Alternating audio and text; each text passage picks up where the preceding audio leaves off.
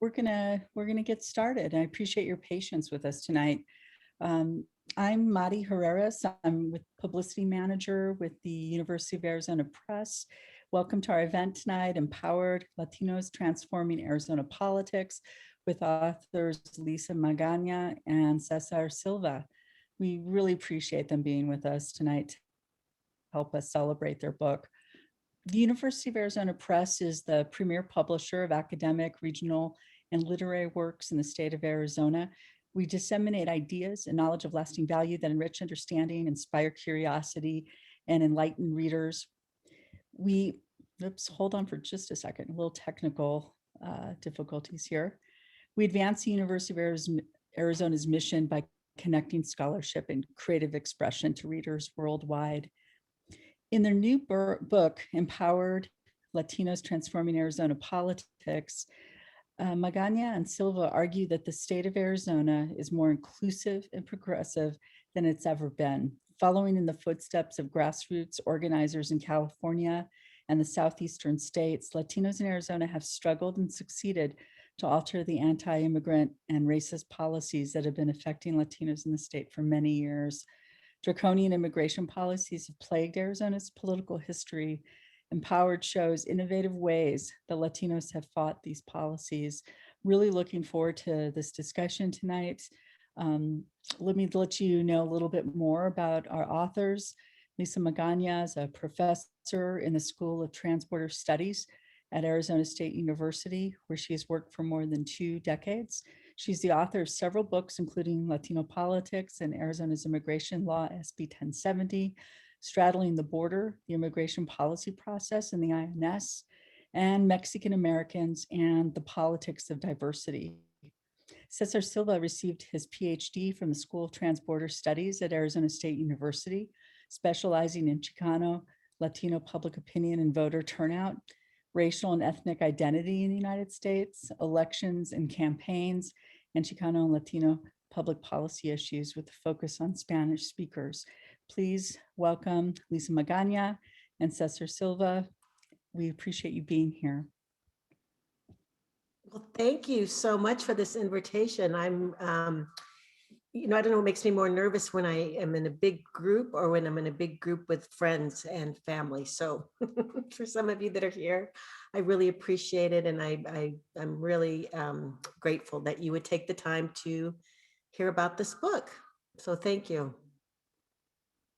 Thank you guys as well. I really appreciate you being here. So we thought what we would do tonight is first of all, I want to have a conversation, and I'm all about, let's have lots of questions, and there's no such thing as a silly question, whatever you want to ask. Let me give you a little background about this book. I started this book back in, 10 years ago.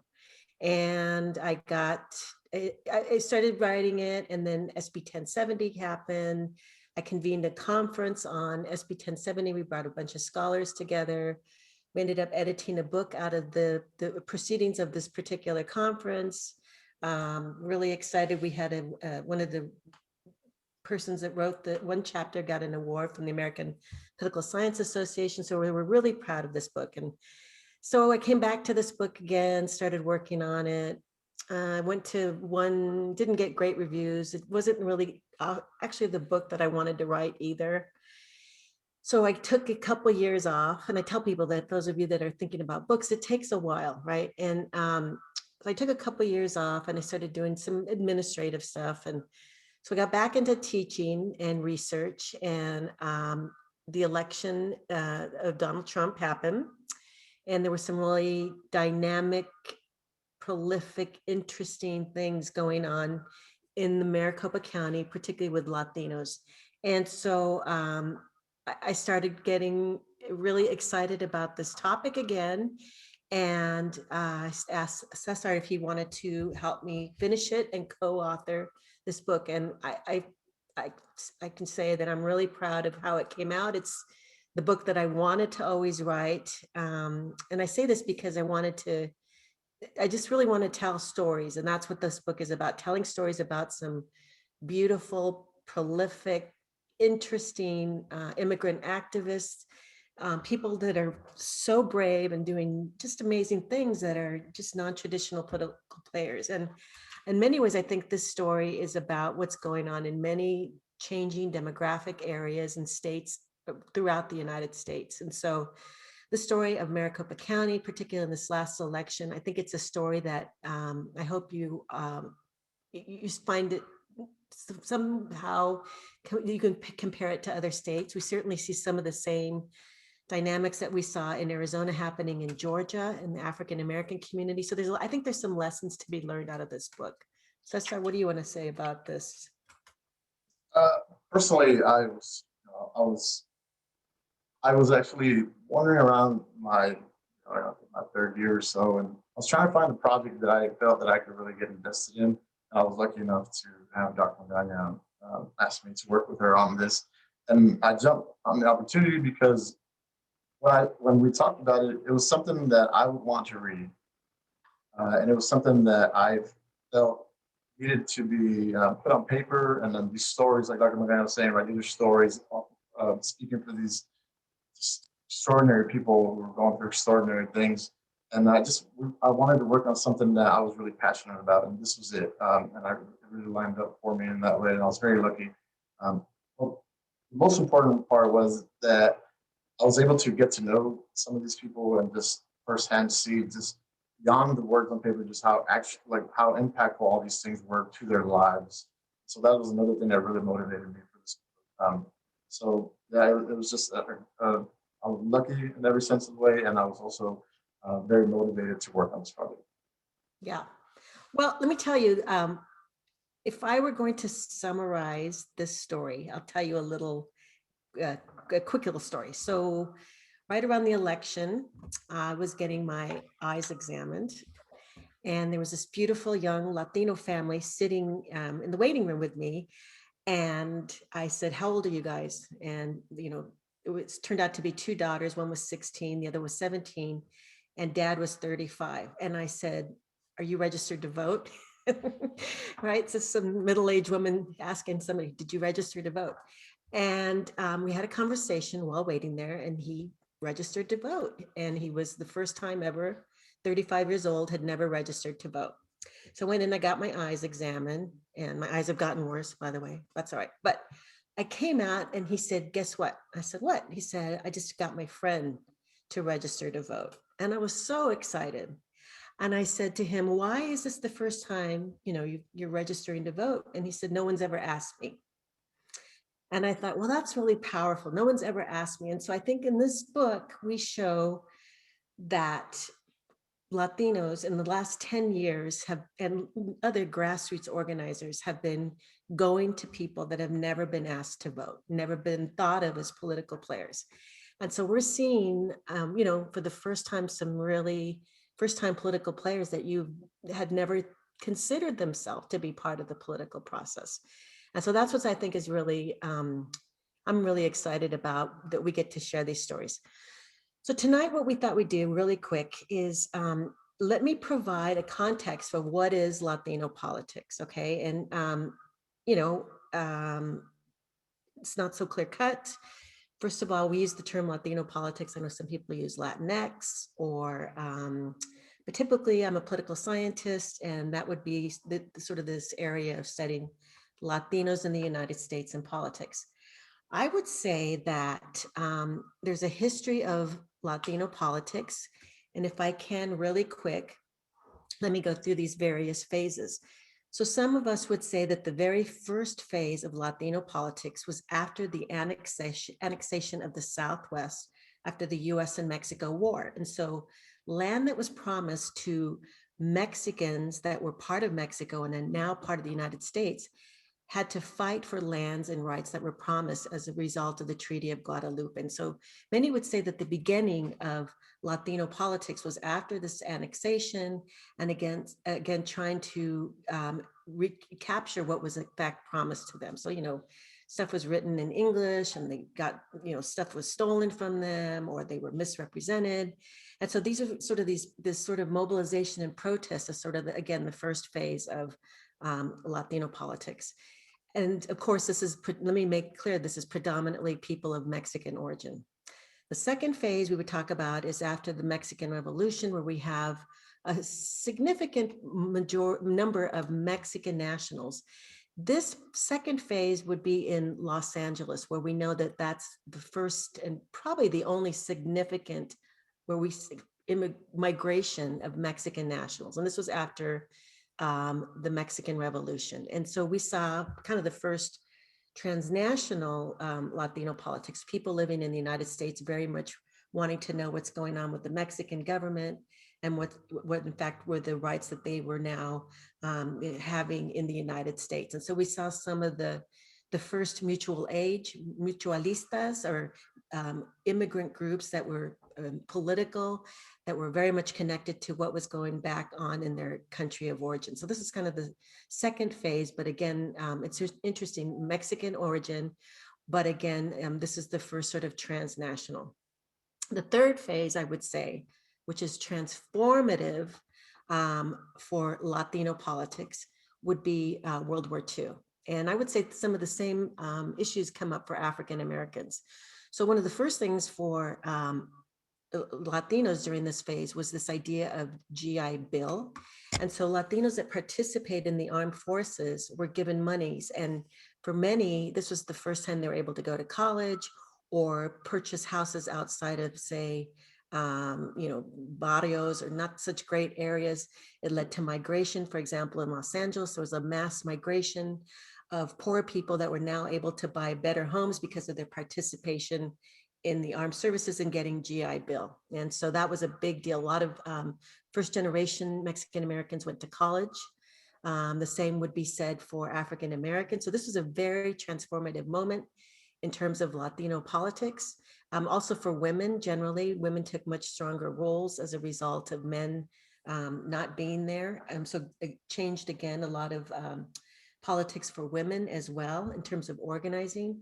But World War II was another important part because for those that were Mexican nationals, so were not US citizens, but fought or participated in the armed services, they were able to get US citizenship. And so this was another pivotal event that made Mexican Americans not only educated and more economically more mobile, but also it created a larger number of actual Mexican Americans that were able to vote, okay? Certainly the next phase that we're all familiar with would be the civil rights Chicano movement, which I would say this is the 60s up into the late to mid 1970s. These would be the same as African Americans, around issues of education, obviously the farm worker movement. This was a time of civil and social reform where we saw, again, Chicanos very much involved in addressing issues of inequality in housing, inequality in schooling, home ownership, really interesting. We see women that come out around issues of the environment and space, which is very significant. We see in the civil social moment, women also changing the roles. We saw Chicana feminism. So women, Mexican American women coming out, looking at their own particular issues that white feminism didn't necessarily work for them. And so they had to look at their own sort of notions of feminism and Chicana feminism. So again, this was a very, very pivotal moment and we're getting here. But again, I would still suggest that what we would think about as Latino politics are still very much Mexican origin, okay? And so our research, we have found that it's into the 90s, until the 2000s, that we start to see a shift in what is in fact Latino politics. And we have a really great example going on today. So in the 90s, we start to see more tougher, draconian policies targeted to undocumented, unauthorized immigrants. And I say undocumented or unauthorized, I don't say illegal alien, I don't like that word, I don't use it.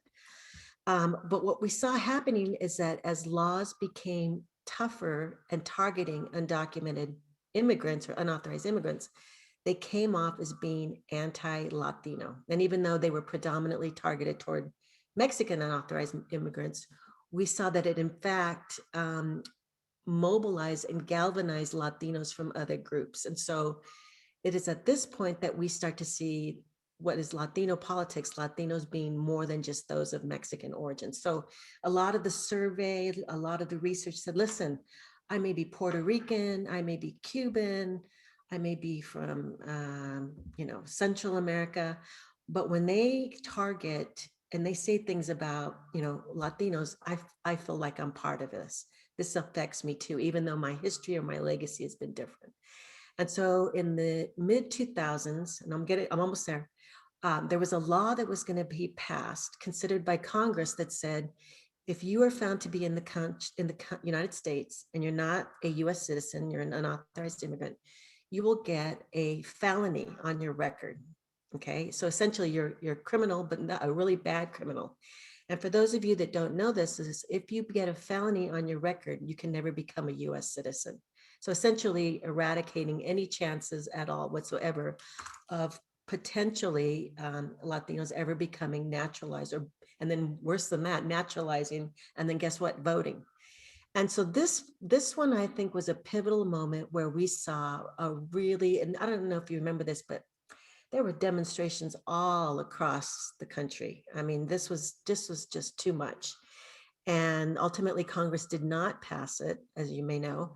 But this was a time where I think it started to form this sort of background or the basis for what happened here in Arizona, the sort of the beginning of the grassroots organizing around this notion of this anti-immigrant agenda actually served to galvanize. So it kind of had the opposite impact, right? It was the idea that, oh, let's diminish their power. But in fact, it served to really solidify the base, okay?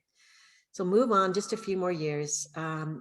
SB 1070, which was 2010, many of the organizing groups that came out of the previous anti-immigrant agendas really, really start to grow. And you really, really see these organizations really form and get powerful and really have a real impact in the community.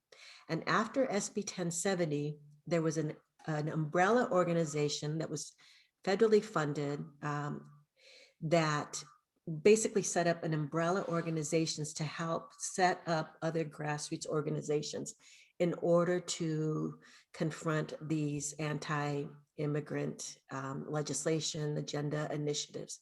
And so I think it's after SB 1070 that this is really when you start to see what we're talking about Latino politics. And again, these organizations here that really came out in these last few elections. And so we'll talk a little bit about this, but the number of people, number of Latinos, and number of first-time voters have just been going up and up and up and up. And as you might know, there are factions on that don't like seeing Latinos voting, people of color voting, turning out. So right now there's a real push right now to make it much more difficult to vote. And we can talk a little bit about this, but if you want to see successful strategizing, look at Arizona, look at Maricopa County, because we have done some remarkable work here. And I'll stop here, and then I'll let César go on and talk a little bit about what happened in the last election and some of these organizations that we're talking about. So one of the things that was great about this book is also how timely it was. And we touched on a little bit in the book, discussing about some of like the voter suppression tactics that state representatives, Republican state representatives were starting to use once Democrats started to gain a little bit of power within the state, started winning a few offices, right, with Secretary of State Katie Hobbs, State Senator Houston Silva, and so forth. And so we see the pushback, right? I believe State Senator Jinty Rita, we discussed in the book, how she proposes some ways to roll back on the permanent early voter list, and during the time of the book, it didn't pass the legislation. But now, since January, they proposed about 24 or so piece of legislation, and 3 might go forward that are progressing that way.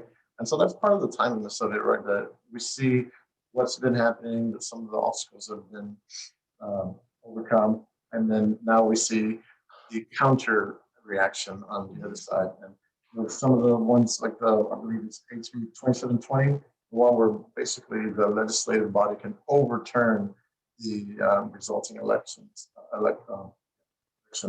And so that's pretty timely to understand the connection between 2018, 2020 election, and then also now what's happening in 2020. Go ahead. Sorry. Go ahead. No, go ahead. Go ahead. Yeah. Okay. So what we do in the book, I just noticed that one of my favorite people is here, and she's in the book. And if I may, I don't want to embarrass her, but she's a superstar, and her name is Allie. And Allie, if I may tell her story, because again, these students inspire us more than you can imagine. They're amazing. So Allie, who's maybe gonna be mad at me, but I'm gonna tell her story. So I teach a course called Arizona Immigration, Latinos and Politics. And Allie tells a story that when she was a little girl, she remembers being brought, and tell me, Allie, you can talk here. I would love you to come and talk to us about this. She remembers being a little girl and being pulled through a fence. She remembers the car that picked her up. She was an excellent student. She went through high school, did exceptionally well. When she was about 16, I think Allie said she realized she was an unauthorized student. And Allie, when she finished high school, we still have, although it's goes back and forth, was the idea that if you were not born in the United States, but you lived in Arizona your whole life, you still have to pay college tuition. It's terrible. And Allie was a superstar who, when she finished high school, couldn't afford to go to college. So if I'm correct, Allie, she helped her mom clean house for a year, and then eventually made enough money to go to Scottsdale Community College. And she got inspired by activists that were, even though Allie couldn't vote, she would work with campaigns. She worked on, if I'm not correct, if I'm mistaken, Allie, please correct me. She knows I'm a super fan of her, so I don't care if I'm embarrassing you. She worked for campaigns. She worked to oust Russell Pierce, if I'm correct. Was it Russell Pierce, Allie? I got involved right after Russell Pierce was recalled. I started in 2012. So first, thank you, Professor Magaña, and thank you, César, for this book, and for really highlighting the shoulders of the giants that we stand on. One of the things about your class that I loved is that until I walked into that room, I don't think I really understood the impact that people who look like me and who lived like me and were in the shadows like me really impacted our state. And that's something that I will forever be thankful for, to your class for that. And my puppy is very excited as well. So, but I got involved in 2012 after DACA, and it actually started as a Facebook post. Social media is definitely the connector of our generation. And my little sister said to me, let's go help this group of kids called Team Awesome. And I thought to myself, what are we going to do in a red state, in a Republican controlled legislature? And to my surprise, I walk into this house in Maryville, and I always say the story that it was a tiny little sweatshop of young college students who would walk in the door, grab a packet, right? A packet of lit, that's what we call the handouts that we give voters, and a list of identified voters. And they would go knocking on their door in the middle of summer until sundown, asking them to vote and telling them our stories. Yeah. I knocked on doors that first day, and I ended up staying there till 2 a.m. getting packets ready for the next morning. And that's how it started, being able to tell my story at the door. And it was a power that I never understood until that moment, until someone at the door said, "Oh, okay, I'll vote for you." And I said, "No, no, no, you're not voting for me." And they said, "No, no, no, I am voting for you. This vote's going to be for you." And after that, it's all in Professor Magaña's book now. But I've been very lucky to be mentored and helped and taught by Latinos in Arizona who, this is our home. This is where my mom chose out of all the states, right? Because I do believe that the United States is the greatest country in the world. We have flaws, but I know that as an immigrant and as the daughter of an immigrant, the opportunities that I have in this country would not have been afforded to me in my own country. And my mom chose Arizona. She chose Phoenix. Out of all the cities, she chose Phoenix to build her life here, to bring her daughters here. And the least I could do, to pay her back for her sacrifice was move my community forward in any way I could. And the way that came to me and that was easiest to me and that my heart called to me was through politics. I haven't told you, Professor, but and I have some big news to share with you. What? Tell me. On Thursday, March 11th, 2021 at 12:30 p.m., I became a legal permanent resident. Oh, so wonderful, Ellie. I have been in the country since I was 4 years old. Wow.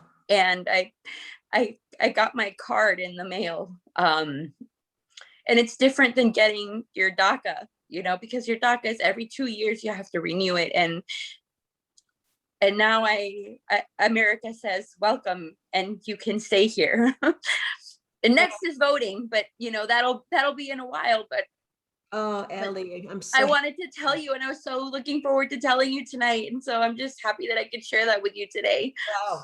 Thank you, Ellie. That's a world to me. Well, I'm going to be at your citizenship status or your. Yes, you are. You're going to be there. I'm going to be there. Wow, that's wonderful, Ellie. I'm super. Wow, that's wonderful news. I'm a little verklempt, a little. I know I just dropped this big bomb on you. Wow, that's really wonderful. So, and, I'm going to embarrass Ellie a little bit more, but she's amazing, and she's worked on. I saw her. I'm like, Ellie, did you ever get that email I sent you, Ellie, where you were on Stephen Colbert? Oh my God, yes, which was awesome. Thank you for sharing that with me. That is so cool. I think it was Ellie was at you could see her in the virtual DNC, and I'm like, there's my Ellie. So I emailed her. I said, did you know you were on Stephen Colbert tonight? And she's worked on numerous campaigns. Hillary Clinton. She worked with Mayor Gallegos, correct, Ellie? Whom Yep, with Mayor Gallegos, I worked with Congressman Stanton, and the latest one, and I think the one that, when I have my kids, I will tell them about this campaign, is I have the honor and privilege of working for the Arizona Education Association, which represents educators in Arizona. And in 2020, Arizona voters said yes to Prop 208. We passed a funding option for public education, a permanent funding option, which is currently being attacked by the Arizona legislature. Mm-hmm. Today was a really rough day for educators. And I have the privilege of working with them every day. And out of all the campaigns I've worked on, I keep telling them, this is the most humbling one, because it was my elementary, high school, middle school. It was my teachers who I was helping, who were schooling me yet again on what it means, to give back to the community. So I have the privilege of working for them. I'm the current political director at the AEA, and it's an honor to work with Arizona educators. So thank you for the opportunity to share my story, for sharing my story, and for highlighting stories that we don't get to hear every day. Well, Ellie, you're amazing and spectacular, and there's no wonder why, because you're one of my favorite people. And I just want to tell you real quick, at the end of her story that she told the class, which I remember, she said, you guys don't know how lucky you are that you get to vote. And I'll never forget that, I think that was really powerful. And I always tell my students, vote for your DACA friends or your friends that can't vote. because, you know, we don't want to take that for granted. So I always remember that, Ellie. Thank you so much. I hope I Thank didn't you. embarrass you. Thank you. Congratulations on that wonderful news. Thank you. It means a lot that you're here tonight. So thank Oh, you. no, thank you so much. Thank you. I'm sorry I was a little tardy again. It's been a rough day at the legislature. No problem. I'm just so glad you're here. Oh, so how am I supposed to follow that, you guys? Right? Okay. So the book is, you know, so what do we do in this book? We tell stories like people, but like Allie, and we tell stories about immigrant activists that, again, maybe they can't vote or they're first time political players. One of the things that we saw, so I would say like this latest phase of Latino politics is that, you know, and let me just go back real quick.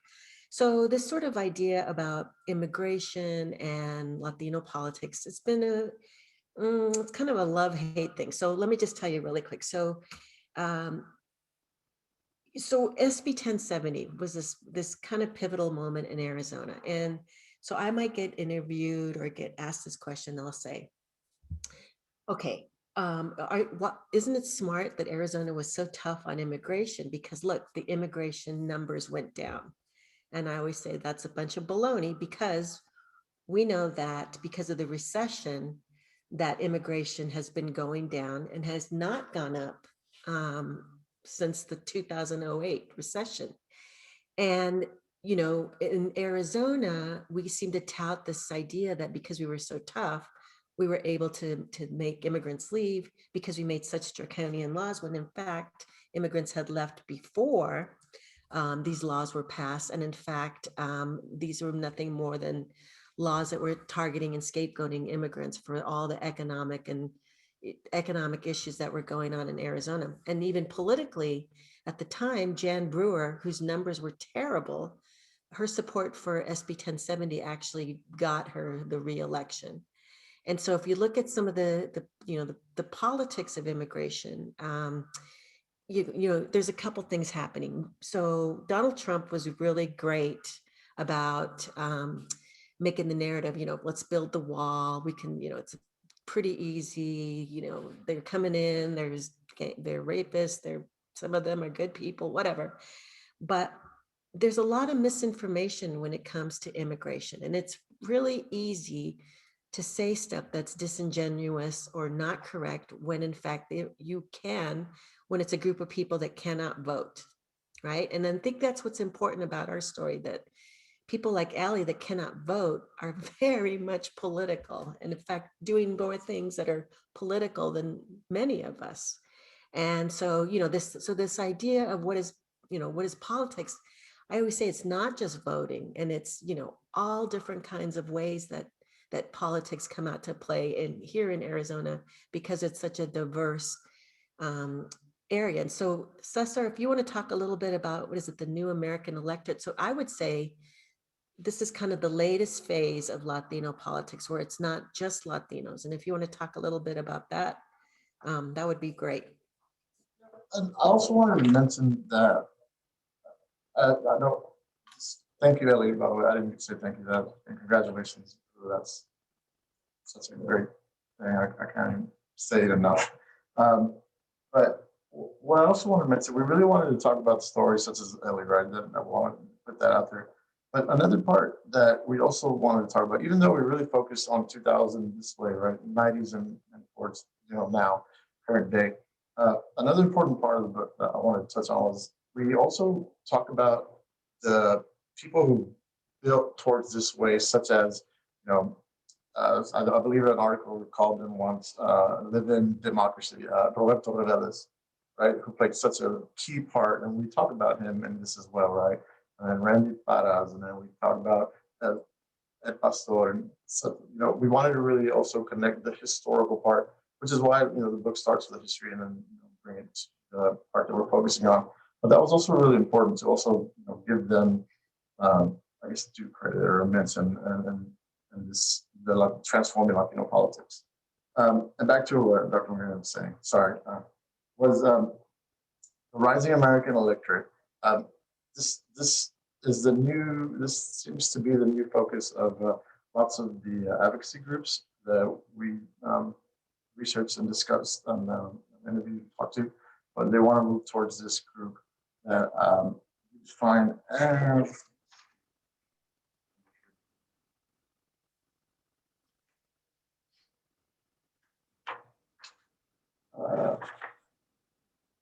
it's young people of all races, communities of color, and unmarried women of all races.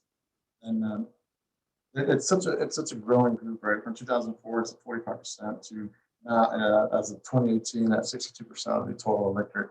But it's similar to some of the hurdles that the Latino, specifically in Arizona, Mexican groups have encountered, is that this group is also it has so much potential that it's now currently under attack.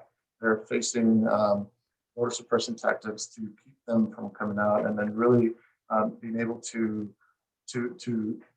reach their full potential. Right? That's things as shortening the early voting period, things that propositions to also, if you don't vote in 2 continuous cycles, they take you off the permanent early voter list. And this, I know that the Rising American Electorate is a national group, but speaking of the Arizona specific things, that they're also facing other things like you have to now send in paperwork like a form of ID with your mail-in ballot.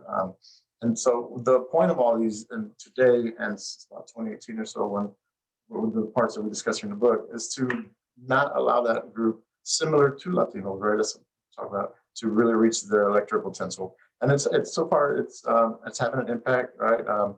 Though they make up 65% of the American electorate, they're only voting at about 50% of that. So there's a lot of work to be done there. There's a lot of potential there, and just as long as the groups, I believe these groups will continue working, and they will be able to reach not just the Latino group, but also this group that everybody's. I don't want to use the word shifting, but it's something that will continue to be brought up continuously, right? This rising American electorate, new focus. Yeah, I think it's this whole new group of people that are going to be partisan. The Republican Party doesn't want voting. Women, suburban women have really shifted. And here in Maricopa County, what we saw is that the state was predominantly Republican, but what happened is we see that it's breaking down into threes now. So we have a third that are Republican, we have a third that are Democratic, and then we have a third that are independents that tended to be Republican but are now more moderate. That some of the stuff is just too much, and I think that Maricopa County, in many ways, is why Donald Trump lost this election, because as we know, most people live here in this county, Maricopa County, than most of the state. But outside of Maricopa County, it's pretty red, with the exception of Tucson area, right? Maybe parts of Flagstaff area. So yeah, all these new first-time voters that, like we said, like César said, single women, like a first time, something really successful was people that had not, so if somebody that was a legal permanent resident had never become a US citizen. So after 5 years as a legal permanent resident, it's not always that fast, but you can apply to become a US citizen. So we saw people saying, you know what, I want to vote for the first time. I want to do something to get this guy out, or I don't want this person to be in office anymore. So we actually saw a connection between anti-immigration legislation and then actually immigrants naturalizing to become US citizens. So it's kind of funny, it's counterintuitive again, that targeting this group actually served to mobilize and galvanize the group. And so we saw a lot of that. The other thing we saw were kids that grew up in this anti-immigrant culture, right? And so kids now that had grown up in this are now old enough that they can register to vote. They went to high school when this was going on. And, they're now getting older and they're now very much politicizing to see what's going on. I've never seen students so engaged and so mobilized and so excited about. I remember some kids say, I can't wait to vote. I've never voted before. I'm so excited to vote. And yeah, so I think there's a lot of, it just was very counterintuitive. The anti-immigration actually led to really mobilizing groups. And that's something that if, Republican Party wants to think about, if you want to get, these groups, you want to build a bigger base, alienating them is not going to work. It's not helping. So yeah. So what do you want to add to that, César? Or do you want to add to that? Take some questions. Yeah, we are open for some more questions if you would like. We're a little early, but yeah, that's fine. There's a question from Zofia Ronner. Sorry, Zofia, she says, did Jan Brewer win because of SB 1070, or is it because Dems failed to register new voters who were Latino or to knock on doors, particularly Hispanic doors? Hi, Zofia. I know who that is. She's my friend. Sophia, you want to unmute yourself? We can have a discussion. Okay. All right. Yes, it unmuted. Great. Okay. Hi, Sophia. Hi there. It's very interesting because a lot of people automatically argue that Jan Brewer wins because of anti-Hispanic sentiment. But if we look at the registration numbers under Jan Brewer, the reason she's able to take a seat that primarily was Republicans is because she invested in voter registration, and she was able to close that gap enough in order to grab the independents, which mean left, and she was able to also grab the Democrats, okay? Now, when you look after Napolitano leaves and Jan Brewer comes into place, I'm sorry, Napolitano was able to get the left and get the independents. Then what happens, if you watch the numbers for the Dems begin to decrease over that same period of time. Democrats are not registering new Democrats. But then when SB 1070 happens, you then see a pickup again. And that's because a lot of Hispanic organizations said, we're getting these people registered if you're not going to do that. In the last election, the only candidate that wins are two candidates, okay, for the state, Senate and the House. One wins because the voter registration gap was closed by, I believe, over 7,500 votes. And she lost the previous time by only 250, but she only wins by 350. So even the fact that there was that registration gets her over the hump. The other candidate didn't win in the Senate, but they won in the House, but they didn't close that voter registration gap enough. And we're only seeing recently the closing of that registration gap across the state. We still haven't closed it. Republicans still outnumber Democrats. And so as a result of that, I think that a lot of white Democrats want to argue that the reason they have to appeal to racism and they have to appeal to, this anti-Hispanic sentiment is they go back to SB 1070 and say, this is how people feel. No, it's not how people feel. You haven't done your job. And when the job is done, when you actually close that registration gap, you win. But if you fail to do your job, if you fail to actually get Democrats to register because you are not going to the neighborhoods where we know there are Democrats, where the numbers suggest that the neighbors will probably be Democrats too, you'll lose elections. So, for me, I always question that. And I wonder what you guys think. Well, I'll tell you what I think. I think it's changing. I think, like I said, that it's the Republican base, there's a much more moderate that are now independents. And that, we talked to, who's the registrar? I forgot his name. Fonte? Yes, Fontes, yes. And we talked about this, and he tended to agree that the Republican Party is, we know, losing numbers, particularly the more moderates. And so I think that you're right, Zofia, in the previous elections, you got to think also redistricting. These are pretty much Republican districts. So, during 10 years ago, there wasn't a whole lot of Democratic registrations, because again, they're pretty much Republican at this time. But I think because of migration and this growing new American electorate, and I think because of this outreach by these grassroots organizations, and another thing is suburban women. A lot of women that may have voted for Trump have now become much more moderate as well. So there's been a lot of changes, I think, here in Maricopa County, at least in the last, I would say, since SB 1070 and since the reelection of Jan Brewer. But there's definitely a correlation with her support for SB 1070 and then her popularity as a candidate to get elected. So yeah, I would agree that the number of voter registration was an issue, but I think it's changed a lot in the last, it's changing. How's that in Maricopa County?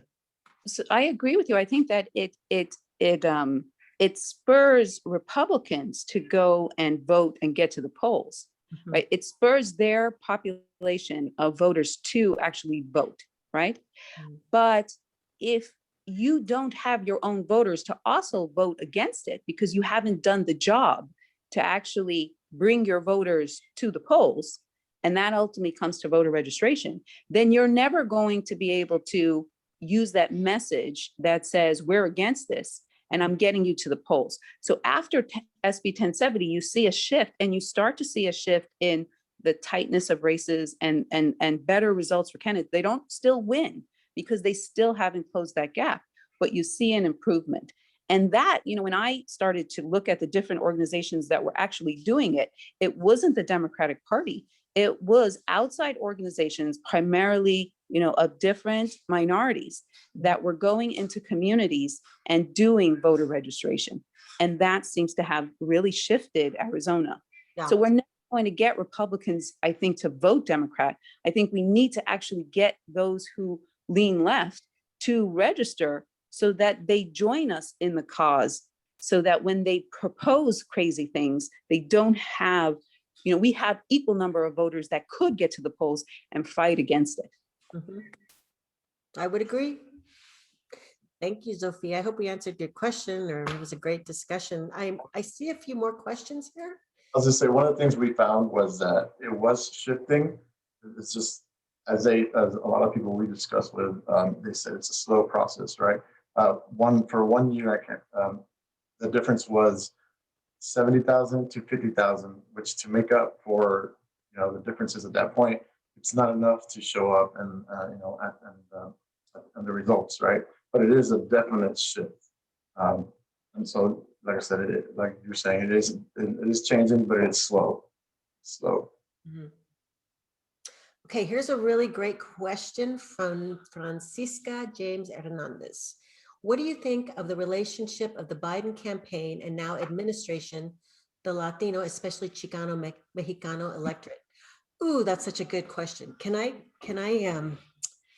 let me talk a little bit about this, because this has been really, this has been a big topic about, Trump got all these new Latino voters, right? So we know that still 60% plus of Latinos still went for Biden. And maybe Francisca, this isn't quite answering your question, but I'll get to this. So I don't know if you've heard this, right? So, all these Latinos voted for Trump. And so, for example, in Florida, it was fascinating. So Trump and Pence, they targeted Latinos in Florida that were Cuban and Venezuelan.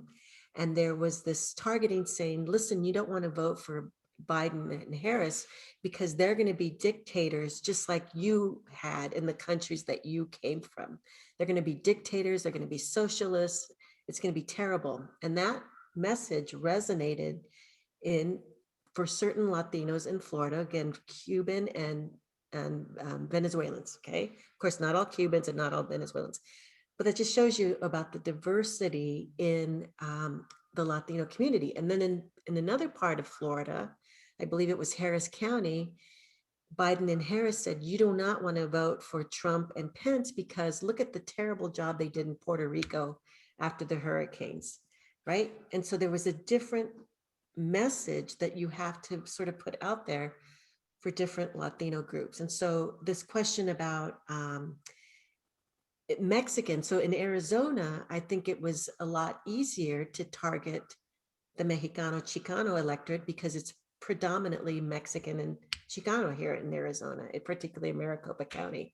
We don't have, Cubans. We do, but not, like in New York or like I said, Florida or Washington, DC. We have a much more diverse Latino population. And so in Arizona and Maricopa County, that was pretty clear, pretty distinct which group needed to be targeted. But in states that have a much more diverse Latino population, it becomes much more difficult. We saw the same thing in Texas. There were some areas that overwhelmingly went for Trump. And what we saw is that, and these were of Mexican origin, that the sort of working man idea resonated with some Mexican Americans in some Texas districts, that this idea, oh yeah, he's this man for this president is this man that works for the common person. And then there's this other part when we talk about Latinos and Latinos in voting is the evangelical vote. And that's a whole other area, right? So that Latinos that are evangelical, they that Trump resonated with them, and certainly issues of choice, right to life issues, that your religion is being challenged. That message really resonated with evangelical Latinos. So yeah, so your question about Mexicans here in I think it was much easier because we are not as diverse in terms of Latino origin here in Maricopa County. I hope that answered your question. Okay, Kim Garan, César, you want to get this one? It says, can I add to, if it's okay, to yes, please do. this kind of question? Here in, sorry, I'm located in Austin right now. That's why I say here, I'm sorry.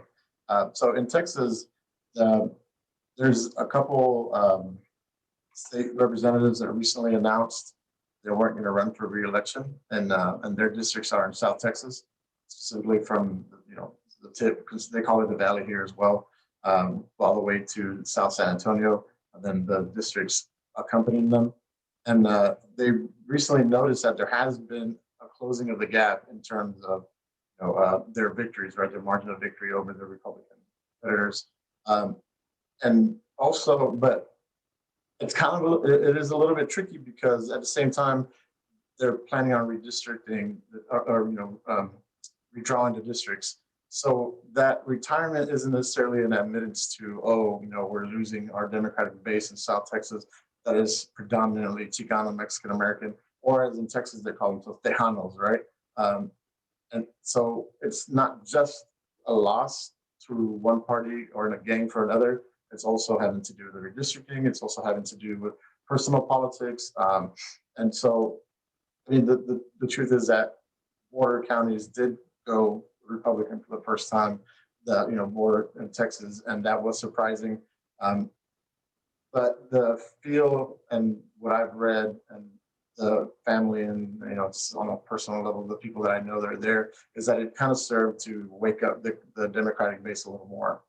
They feel pretty confident in what they have, and it kind of served to wake them up and remind them that they have to work for the votes. I think Sophia was mentioning something about that, right? Having to work and get out the votes.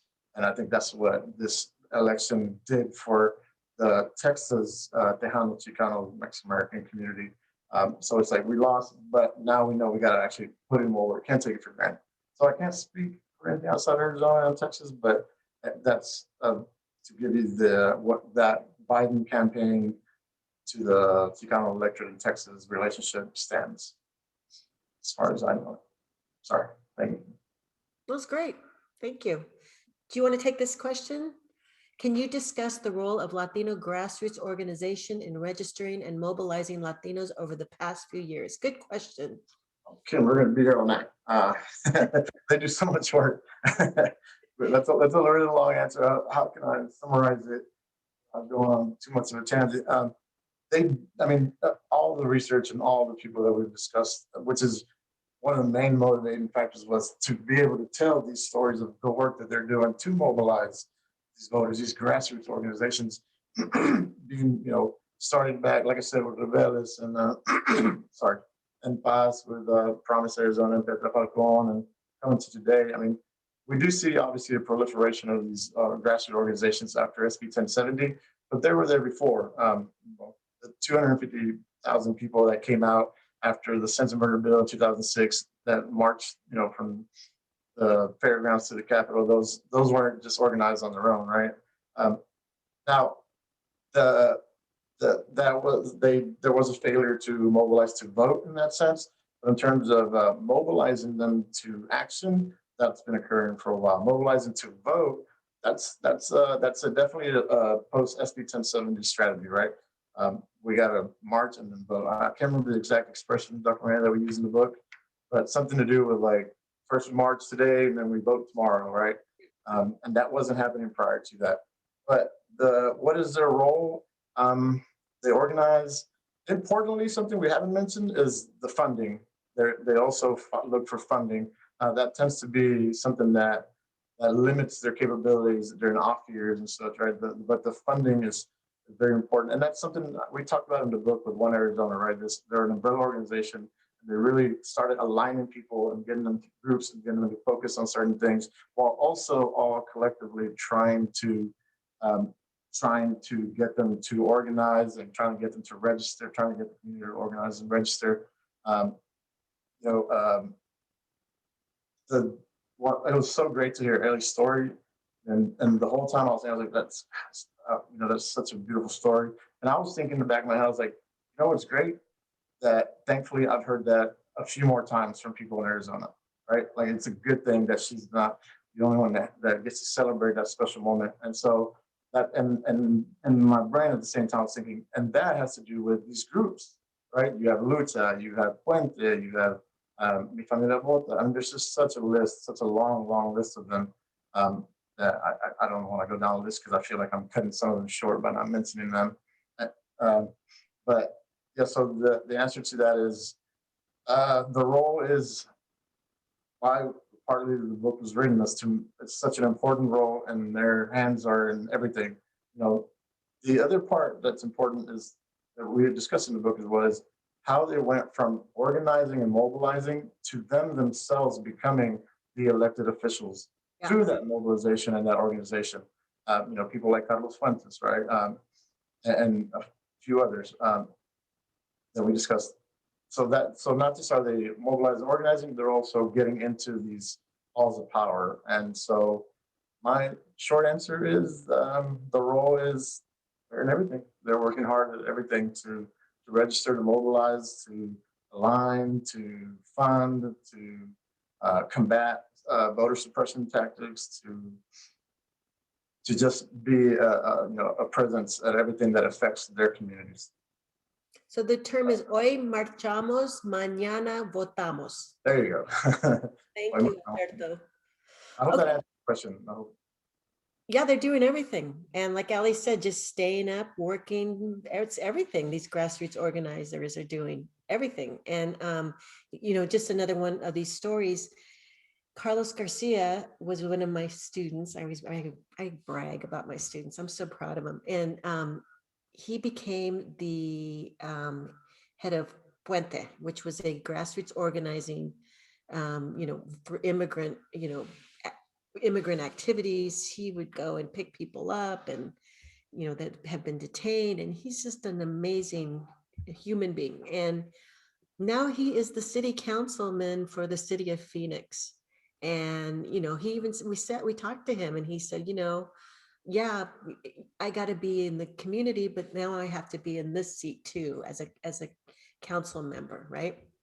And in fact, tomorrow we have a meeting with, I see my beloved directors here. We have a meeting tomorrow with my colleague, because we have a project out of the School of Transborder Studies where we are going to work on outreach in the Latino community, talking to them about COVID and getting the vaccine and getting tested. And we're going to be working with a renowned cartoonist to get the word out. So we're really excited. But yeah, these are people that started out at the local level and are now very much elected officials. There's a few other women, in fact, that that are doing this. Okay, so I want to get to Mari's question here. There are midterm elections around the corner. Ooh, I can tell this is a good question, Mari. But it seems like the only way we can offer change in Arizona is the governor's race in 2022, 2020, or 2023. Garcia lost Dem's bid. What do you think, looking at our scholarship, what happened? Ooh, I can answer this. What has to happen to bring in our candidate that can win? Or is this the kind of organizing needed to win? May I take this, César? Of course. Okay, a couple things. I think that we have, I mean, the fact that we have, okay, in Arizona, what we need, we can't have somebody that's too left, and obviously we can't have somebody that's too right? Too conservative or too liberal. And I think that the Senate races are good examples that we have two moderate Democratic senators this time around, because I think in Arizona, that's what we need right now. And so I think that was a big success, that obviously right now, for the first time, we have two moderate senators that vote with Democrats on important issues. I don't think, and I hope I'm not going to get, but I didn't think David Garcia was a very good candidate when he ran. I also don't think that, for me, and I say this, a good candidate obviously doesn't necessarily have to be Latino, but somebody that, you know, represents a lot of individuals and constituents. So I think that a good candidate is going to be, like we saw in these senators, somebody that are moderate, that can appease. We want to have a bigger, larger base, right? We want to get somebody in, but somebody that can appease a lot of people. And the scholarship will say, Mari, that it's really interesting. You can be more Latino or more ethnic at the more local level, but as you move up in the state, obviously the governor, you have to appease a much broader base. And so what we might think that somebody represents us at a more local level as they move up, this certainly changes, because they have to appease a much broader base. So I think, you know, a good moderate candidate is what we need in Arizona. I don't know. What do you think, César? Alberto Olidas is asking if you could speak. Oh, yeah. I think that'd be a great idea. A different voice. Hey, can you hear me? Yes, we can, friend. Thank you. Yes, I have so much to say about that. One, people keep making reference, and not just during this call, but to the importance of registering voters and the efforts of organizations to register Latino voters. But I think that's really, really short-sighted, and in the long term, not a successful strategy to just focus on voter registration. Because what we found from research actually is that if all you do is register someone to vote and then you don't have any more contact with them, it's really unlikely that they're going to turn into a regular voter. Voters need a lot more support beyond just being in the system. They need to understand the process, and more essentially, they need to understand how the issues and the outcomes of the election will affect them directly, in a personal way, in a concrete and tangible way. Instead of having people just lecture them about their right and their duty, they need to know, if X person gets registered to vote, I mean, if X person is elected, this is how it will affect your life. And here are these ballot measures, and this is what it means. And this is how it could affect your family and your job and things like that. So just telling people to vote doesn't actually change behavior.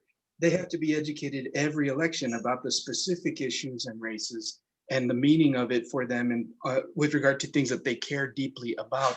And so this, regarding David Garcia, he's an old friend of mine from back in college. And I really, I hate to criticize him, but I think he made some key mistakes. I agree. What's that? I agree. Yeah. I had him come speak to my students after when he was still during this campaign, and they asked him about his campaign, and I posed a question to him about the chicken and egg conundrum in election campaigns, by which I mean the state Democratic and Republican parties, as political candidates and other campaigns, they typically spend almost all of their money and their effort and their volunteer hours knocking on doors and calling voters who are quote unquote high efficacy voters. So people that have voted in the past, vote more or less regularly, that the party thinks these are reliable voters that will turn out to vote. Those are the ones whose mailboxes are crammed full of mailers. Those are the ones whose phone numbers are being called left and right. But people who may be in the system but have not voted before or haven't voted in a long time, nobody is mailing them things. Nobody's coming to their house and knocking on their door to talk to them. And so I asked David, I said, we know this is a problem because the likelihood of someone voting in a large part depends on how much contact and information has been personally brought to them by an individual at their house or on the phone or otherwise, talking to them one-to-one. And we know the people in West Phoenix communities, Latino communities in South Phoenix, these low voter turnout communities, nobody's canvassing, or in those days, nobody was really spending much effort at all. And I said, so what do you have to say about that as a candidate? He said, I'll be frank. I'm accountable to my sponsors, the people and the organizations that are giving me money for my campaign. And I only have so much time to run. So if I have a choice between coming here and talking to college students or going to Sun City on the same night, I'm going to Sun City because those are the voters that are going to turn out. So there's a logic to that, but I think it's self-defeating logic, because if we look at Stacey Abrams and the incredible power of her transforming machine in Georgia, what they focused on entirely was reaching out and creating brand new voters, not going out and talking to voters that vote all the time. So David Garcia was really falling in line with traditional models of focus on voters you can count on. But Stacey Abrams showed what can happen when you do the opposite, when you focus on voters that nobody expects anything from, and you connect with them in a real personal way and you educate them. You don't just give them a voter registration form, you educate them and build a relationship. And the Stacey Abrams machine gives us a really incredible model for that. And I just desperately hope that Arizona candidates of both parties, but especially center and left candidates, will learn not to just count on Latinos and African Americans to always vote Democrat, because that is less true every election. They need to create those connections and educate voters every election, and not just think that registering them is going to make a difference. Okay, so I'm going to make a plug here. If you haven't seen it, you have to watch All In: The Fight for Democracy. And it's about Stacey Abrams and some of her issues or fighting in Georgia. It is a fantastic film. My students love it. My husband shows it in his class. It's a fantastic film. So I highly recommend it. All In: The Fight for Democracy. And it's on Amazon and it's free. So it's a fantastic movie. Okay, so thank you, Alberto. I totally agree. I just want to say, Allie says, who's the queen of organizing. Allie, what do you have here? You said you call somebody. We call people three out of 3 times. And they vote. That's what we call them. Those are your infamous 3 out of 3s, right? They voted in the last elections, and they will vote for anything and everything, but they have been invested in. To what Alberto said, 110%. A lot of organizations, and this is not, to say that to knock on anybody, but a lot of these white progressive organizations come into a Latino neighborhood, they register everybody to vote during a presidential election, and then they get everybody to vote in that presidential, and for the next 4, 8, 20, 30 years, they don't come back. Right. And that is something that we have been fighting. Organizations like Lucha have been fighting this over and over, where we go into these neighborhoods and they say to us, oh, so-and-so came by 4 years ago and you didn't do any. I still have a pothole in my street. This is why voters voted for Carlos, because his organization had been going in, and they knew him, and they knew that these people were getting results. And so they knew that that pothole would be fixed within those next few years, right? It wasn't going to take another presidential election. Another thing when it comes to Stacey Abrams, yes, she did an incredible job, but we also have to look at who was on her team. And again, this is not to knock on anyone, right? But this is, people of color will invest in people of color. White consultants, white campaign managers, white campaign operatives will not, it's not that they don't see the value, they see the money sign on how much it takes to get somebody in Sunny Slope to vote one time against what it takes to get somebody in Arcadia to vote one time. And the Arcadia voter takes a couple cents. The Sunny Slope voter could take you up to $10, $15 for one vote per voter. That translates into millions of dollars. So it is a real money issue and a real racial issue here, where these consultants are coming in, they want to make as much money as they can. And so they're not going to invest in the ones that take long. And this is like a hard truth for some people to swallow, right? They're not going to invest the money into the communities of color that are going to dip into their profit as well. So it is this whole messed up game. But once these communities start voting, you start to see the change. You start to see in places. I grew up in Sunny Slope. You walk down those streets and there are still streets with no paved roads. There are still dirt sidewalks in 2021 in that neighborhood. And it has gone through multiple council people, right? And people come in every 4 years and nothing happens. So if we're going to talk about why Latinos don't vote, why Latinos don't get out and do, their civic duty, it is investment. These are people and people of color who have 2, 3, 4 jobs.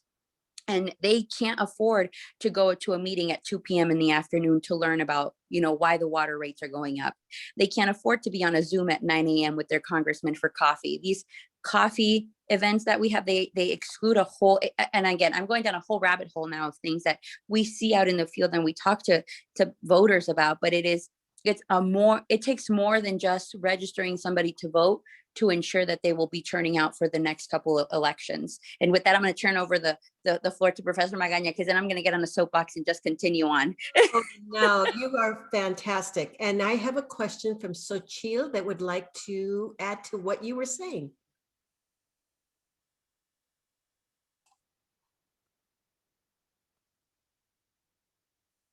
Xochitl, are you there?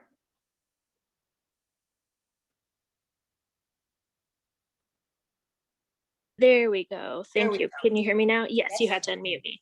So Ellie, thank you so much. I always love when you share your passion and your story. And just as you were talking, I was like, yes. I tell people, kind of as you mentioned, that a lot of the, because I have interned and then also now run for a state race. And I remember in 2018, I was in Guadalupe and I was in the West Valley just doing get out the vote efforts at some point. And someone in Guadalupe, a guy just crossing the street, yelled at me. He's like, "You guys only show up every 4 years and disappear." And I was like, no, I'm not with any organization. I just want to inform you about your rights to vote, where to go, all of that. But I understood his frustration, and I and my family complain about how Latinos, we aren't reached out to, and the frustration that in the West Valley, they're like, "Oh my gosh, you guys only show up in October and you're bugging me you've been here and here and here, but then I never hear from anyone else." And I was like, that's what I'm trying to tell people. Believe me, I just want you to get your right to vote and to know where to go and things. But that frustration, I was like, when that guy yelled that at me, I was like, I get it. It's 100% valid, but I'm not with any of those orgs. And this is a huge systemic problem of no one knows about Guadalupe except when it's a presidential year and right before the election. And with doing canvassing just to try to get people to vote, there's also that issue of a lack of diversity. I'm so grateful that there are volunteers who want to go and want to canvass to do GOTV stuff. But the fact that the majority of the people, when they come, no one speaks Spanish. I and a couple other volunteers can help them and give them info, but so often outside of just the mailers of these are the election deadlines, they don't get outreach. And there's wonderful, yes, Mi Familia Vota and others who are doing this work, but that's been a huge issue. And just to say, I share this story with friends of 2018, there was just an event at one of the US post offices with a lot of campaigns. It was frankly kind of a photo op, but it was supposed to be big people from different statewide races and running for federal races. And I said something, I was so excited. I was like, I was also the only person of color there at this event. And I was just a volunteer. So it's not like I was even in a position of power. But then I was sharing so excited. I can't remember if I had just gone or was about to. I was like, Juanes, I have tickets for a Juanes concert. And I can't remember if I had just gone or what. They're like, what's that? And so it's not to say that, everyone should know him or anything, but just you want to represent and you're working for people who want to represent Arizona and communities here, but you're often so detached from the communities and just elements of their culture and their knowledge, and you're not meaningfully engaging outside of, I need your vote right now, and bye, peace for another 2 to 4 years. So that's all I wanted to share, just building off. I was just like nodding my head with everything Alberto and Ellie are saying of like, yes, these are huge problems that need to change, and like, it's still happening. Yeah, it's wonderful. Thank you for sharing that. I really appreciate that. That was great insight. Okay, there's a question from Aaron Thompson, and I don't know if I can answer that. César, you take this. What roles do you see social media engagement playing with the Latinx community in regards to activism and voter engagement? Well, I think we have a few people on here that could probably answer a little bit better since they're on the ground and their words are, we're more every day. But I'll say what we found. So we found that, so just to kind of go back a little bit, we found that, research shows that if you engage the youth at a young age, right, 10, 11, 12, 13, 14, 16 or so, that their participation, their civic engagement as adults is just astronomical compared to those who are not engaged at a young age, right? But with that in mind, I'm sorry. Also, we found that we discussed how the Latino population in general in Arizona follows the national trend, right? Where the older population tends to be the Anglo population, and opposite of that is the younger population by a large percentage is the Latino population. I believe it's correct me if I'm wrong, but I believe it's somewhere around 60% of Latinos in Arizona are 35 and younger. Is that right? Yes. Okay. And so social media, back to answer your question, right? Keeping that in mind, social media plays a large part. Because there are, these organizations are focusing on getting these young, activists, right? Training them, teaching them, engaging them, informing them. I think it goes hand in hand with these young people. They're going to have a knowledge to be able to engage voters through social media. And so it kind of goes back, you engage these younger people in turn show these organizations and lead the way in a lot of times to engage the population that is already predominantly young. So I guess my answer is that they are very much engaging them in a lot of ways through social media. It's a cheaper, faster way. And the other thing that I also ran into was that there are actually organizations for the first time in Phoenix. Please somebody correct me if you guys know the name. And their name is for the Art Movement. Mm-hmm. And is that right? And then what we found from them is that they're the first one of their kind that's actually focusing on narrative control on social media and online. And instead of normally nationally, you bring people in to help with that, messaging on social media. And this time, this organization is the first one of its kind to actually be local and be people who grew up in Phoenix, who grew up in the West Valley, who grew up in South Phoenix, and who have been around for 10 or so years and have a good handle of the local politics. And on top of that, they're able to actually contribute digitally through in the narrative control. That was great. Thank you. I think that was our last question for the evening, and I want to thank U of A Press and the staff and Kristen, I see who's there, and great editor acquisition. I don't know what your title is, but except you're awesome. And I want to thank all of you that came tonight. And I see my father-in-law who's online, which means a lot to me that he's here. And our director, Irisema Coronado. I'm really, really grateful, all of you, for coming tonight. I can't speak for César, but I will say that it was a privilege writing this book with him. And I really, we have some great people that we're telling some great stories about. So thank you everyone for coming to this evening. Thank you guys. It was really great meeting everybody. Thank you for sharing everything that you did. Got a lot of great information from you guys. I really loved our stories. And I wanted to add to Ellie that, that's true. That's something that we also, the feedback told us that the Latinx term is problematic for the Latino community. That it's, I think, somewhere around 3% or so of the population that actually uses it and agrees with it. And I could be wrong. It could be 13. So I'm sorry if I said that wrong, but it's nonetheless, it's a really low number. So I just want to say, yeah, Ellie's right about that. But yes, thank you to everybody. Yes, thank you, everyone. Thank you for this event. Thank you. Thank you both for being here. Honestly, I think I could do one of these every month. Does everyone want to do that? We could just, have you come together. We'll talk about this book or make it into a book club. But we really appreciate your time. Thank you to everyone who has participated, Ellie, others. And we want to make sure, I just want to make sure that I thank my University of Arizona Press colleagues and our University of Arizona Libraries family, and invite you to our next event, which is from our Latinx pop culture series on documents. We're going to do that on Wednesday, March 31st. And you can find registration, events and registration info on our website. And thanks to everybody for being part of this. We appreciate you. And Lisa and César, thank you so much for sharing. Have a great night, everyone.